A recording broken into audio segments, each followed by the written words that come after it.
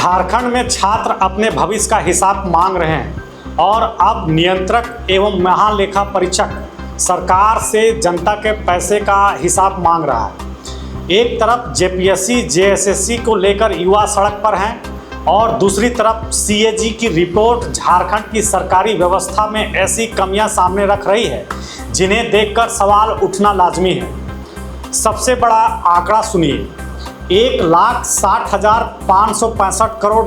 जी हाँ, मार्च 2025 तक इतनी बड़ी राशि से जुड़े 52,855 यूटिलाइजेशन सर्टिफिकेट यानी उपयोगिता प्रमाण पत्र लंबित थे।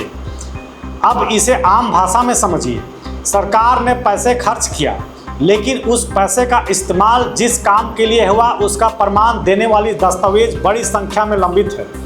इसका मतलब यह नहीं है कि 1,60,000 रुपये गायब हो गए, लेकिन सवाल बहुत बड़ा है, इतना बड़ी रकम खर्च का हिसाब किताब समय पर क्यों नहीं दिया गया?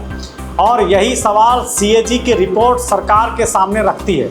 अब जरा सोचिए, सरकार जनता से टैक्स लेती है, बजट बनाती है, योजनाएं बनाती हैं, पैसा जारी करती है, लेकिन जब उस पैसे के इस्तेमाल का हिसाब मांगा जाता है तो हजारों यूटिलाइजेशन सर्टिफिकेट लंबित मिलते हैं। तो सवाल उठना लाजमी है, जनता के पैसे का हिसाब रखने की जिम्मेवारी आखिर किसकी है? लेकिन कहानी सिर्फ 1,60,000 करोड़ तक सीमित नहीं है।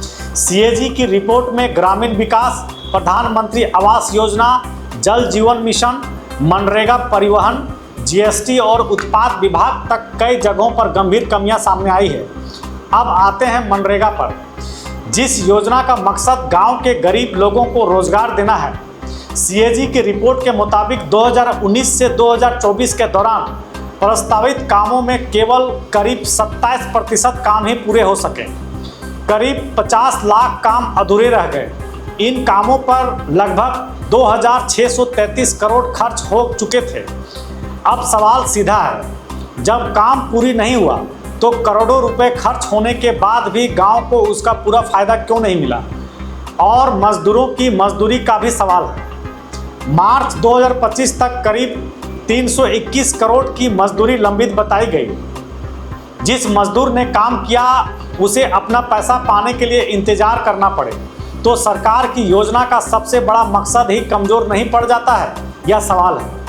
और सीएजी ने मनरेगा की राशि से वाहनों की मरम्मत और आउटसोर्सिंग एजेंसियों के कर्मचारियों को भुगतान जैसे मामलों पर गंभीर सवाल उठाए। अब जरा प्रधानमंत्री आवास योजना की तस्वीर देखिए। राज्य ने 22 लाख पात्र परिवारों की पहचान की, लेकिन केंद्र से 16 लाख परिवारों का ही लक्ष्य मिला, यानी 6,32,000 पात्र परिवार लक्ष्य से बाहर रह गए। लेकिन दूसरी तरफ लाभुकों की सूची में करीब 2,90,000 अपात्र लोगों के नाम भी पाए गए, जिन्हें बाद में हटाया गया। अब आम आदमी पूछेगा, जो गरीब घर का हकदार था उसका नाम बाहर कैसे रह गया, और जो पात्र नहीं था उसका नाम सूची में पहुंचा कैसे? यही तो सरकारी व्यवस्था की असली परीक्षा है। कागज पर योजना बनाना आसान है, लेकिन सही आदमी तक उसका लाभ पहुंचाना असली चुनौती है। और सीएजी ने इसी व्यवस्था पर सवाल उठाया है। अब पानी की बात करते हैं। जल जीवन मिशन का उद्देश्य गाँव के घरों तक नल से पानी पहुँचाना है, लेकिन रिपोर्ट के मुताबिक झारखंड में करीब 55% ग्रामीण घरों तक ही नल से पानी पहुंच पाया था, जबकि राष्ट्रीय औसत करीब 80% बताया गया। और करीब 24% गांवों में एक भी घर में नल कनेक्शन नहीं था। अब सवाल है, योजना का नाम हर घर जल है तो इतने गांवों में एक भी घर तक नल का पानी क्यों नहीं पहुंचा? यह सवाल सिर्फ आंकड़ा नहीं है, यह उस परिवार का सवाल है जिसे आज भी पानी के लिए दूर जाना पड़ता है। अब आइए राजस्व व्यवस्था पर। सीएजी ने उत्पाद विभाग में पाया कि निर्धारित न्यूनतम स्टॉक नहीं रखने वाले शराब विक्रेताओं पर करीब 8 करोड़ 35 लाख का जुर्माना नहीं लगाया गया, यानी नियमों का उल्लंघन हुआ, जुर्माना नहीं वसूला गया। अब सवाल है, जब सरकार को जनता से टैक्स वसूलना है तो एक एक रुपए का हिसाब चाहिए, लेकिन जहां सरकारी राजस्व वसूलना है वहां इतनी ढिलाई क्यों? परिवहन विभाग में भी सीएजी को कई कमियां मिली। ऑडिट में 5 जिलों में 18 साल से कम उम्र के 305 लोगों को गियर वाली मोटरसाइकिल का लाइसेंस जारी होने का मामला सामने आया है। यानी जिस उम्र में गियर वाली बाइक चलाने की अनुमति नहीं है उस उम्र में लाइसेंस जारी हो गया। तो सबसे महत्वपूर्ण बात इसमें यह है कि सरकारी सिस्टम में उम्र की जांच तक ठीक से नहीं हो रही है तो सड़क सुरक्षा का क्या होगा। इसके अलावा अस्थायी पंजीकरण और वाहनों के टैक्स से जुड़े मामलों में भी राजस्व प्रभावित होने की बात सामने आई। सीएजी के अनुसार 6,640 वाहनों की अस्थायी पंजीकरण नहीं हुआ और करीब 1,24,000 वाहनों का टैक्स बकाया मिला, यानी पैसा सरकार को मिलना था लेकिन वसूली व्यवस्था में ही सवाल खड़े हो गए। अब बात जीएसटी की।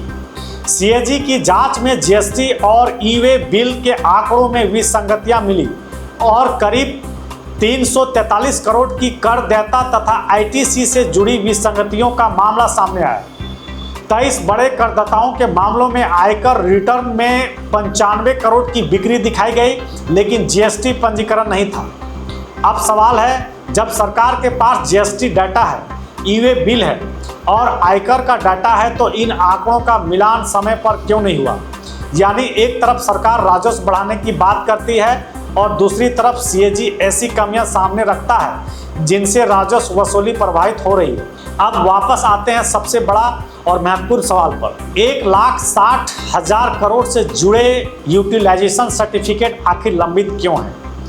यह पैसा जनता का है, सरकार किसी की भी हो, जेएमएम की हो, कांग्रेस की हो, बीजेपी की हो या किसी और की, जनता के पैसे का हिसाब देना सरकार की जिम्मेदारी है। और यहाँ विपक्ष से भी सवाल है, अगर सीएजी की रिपोर्ट में इतनी बड़ी वित्तीय और प्रशासनिक कमियां सामने आई है तो सिर्फ राजनीतिक बयानबाजी क्यों। विधानसभा में विभागवार सवाल पूछिए, सरकार से जवाब मांगिए, जिम्मेदारी तय करने की मांग कीजिए, क्योंकि जनता को यह नहीं जानना है कि कौन किसे दोष दे रहा है। जनता जानना चाहती है कि उसका पैसा कहाँ खर्च हुआ, उसके गांव में काम पूरा क्यों नहीं हुआ, मजदूर की मजदूरी क्यों रुकी, गरीब को घर क्यों नहीं मिला, गांव में पानी क्यों नहीं पहुंचा, राजस्व की वसूली क्यों नहीं हुई और सरकारी रिकॉर्ड में इतनी बड़ी रकम से जुड़े उपयोगिता प्रमाण पत्र लंबित क्यों हैं। देखिए, जेएसएससी जेपीएससी आंदोलन में युवा अपने भविष्य का हिसाब मांग रहे हैं और सीएजी की रिपोर्ट सरकारी पैसे का इस्तेमाल का हिसाब मांग रही है। दोनों सवालों के बीच एक शब्द कॉमन है, जवाबदेही।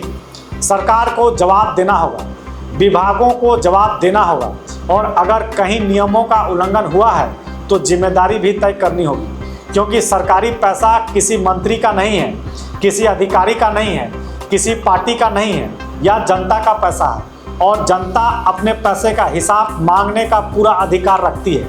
अब देखना यह है कि झारखंड सरकार सीएजी की इस रिपोर्ट को सिर्फ एक सरकारी कागज बनाकर रख देती है या फिर इन सवालों पर कार्रवाई करके जनता को यह भरोसा दिलाती है कि सरकार सिर्फ पैसा खर्च करना नहीं जानती, उसका हिसाब देना भी जानती है।